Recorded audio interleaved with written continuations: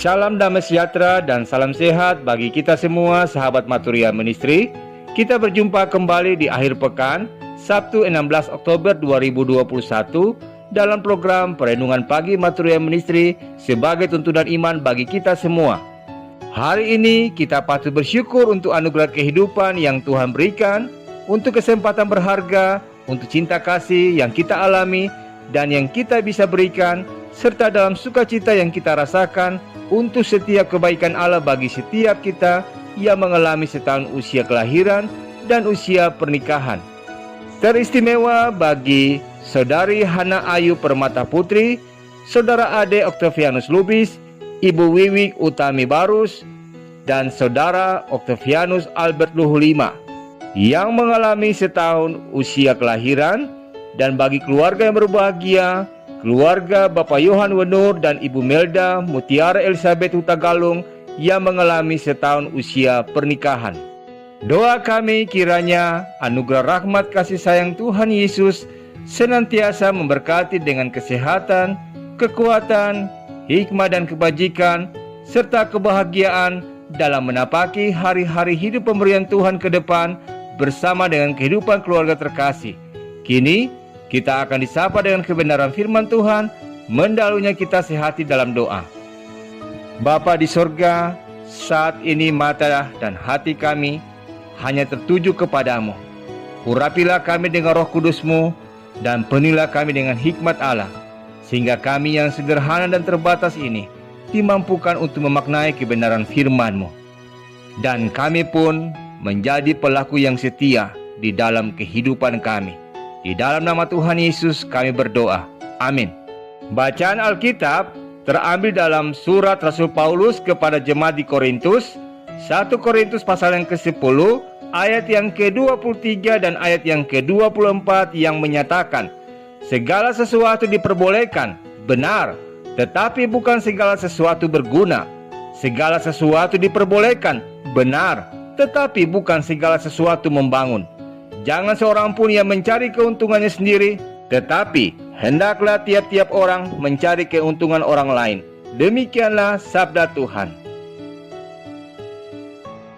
Narasi bacaan ini mengisahkan tentang Rasul Paulus yang membahas tentang tingkah laku seseorang yang dia pikir biasa bagi dirinya, namun menjadi masalah atau dapat mempengaruhi orang lain.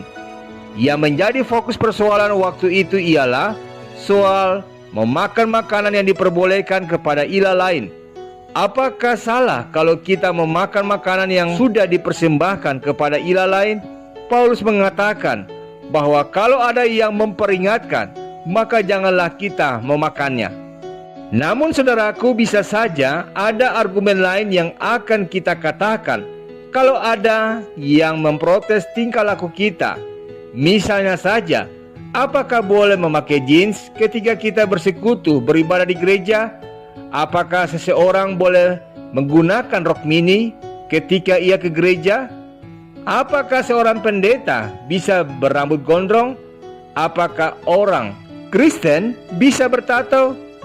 Daftar ini dapat kita perpanjang saudaraku, yang tentunya berujung pada pertanyaan yang membuat orang berkata, mengapa keberatan orang lain harus membuat aku mengubah sikapku?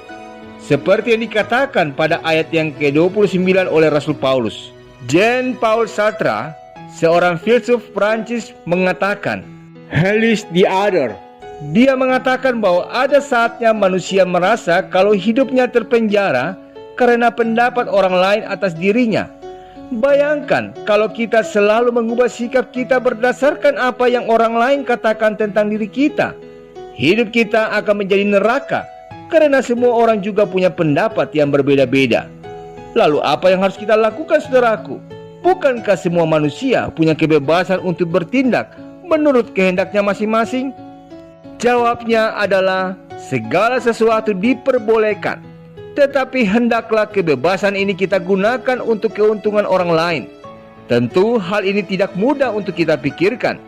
Di tengah segala jenis kebebasan yang ditawarkan di dunia saat ini, kita bisa terlena dan lupa bahwa pilihan kita itu bisa melukai orang lain. Karena tindakan kecil yang mungkin kelihatan sepele yang kita lakukan mungkin memiliki konsekuensi terhadap kehidupan orang lain. Bagaimana kita bisa melakukan suatu hal dengan kebebasan namun juga tidak melukai orang lain? Paulus menjawabnya di ayat yang ke-31. Lakukanlah itu untuk kemuliaan Allah.